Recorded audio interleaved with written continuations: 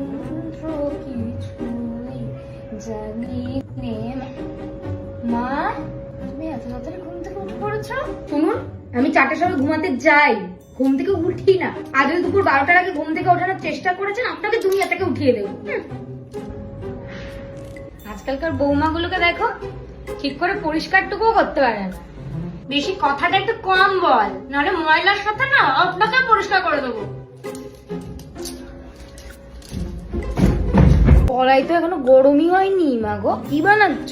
ও আচ্ছা, গরম হয়নি না? আপনি বসে দেখুন, দেখুন না গরম হয়েছে কিনা। বসুন, আমি কোনদিন তোমার বুকের ওপর উঠে বসবো? ননসেন্স। এটা কি হচ্ছে মা গো? ঠিক করে ঘরটা মোছো। 3 বেলা তো গান্ডে পিন্ডে গিলছো। আরে আপনার মুখটা যেমন, এই ন্যাকারটা দিয়ে আপনার মুখটা পরিষ্কার করা উচিত।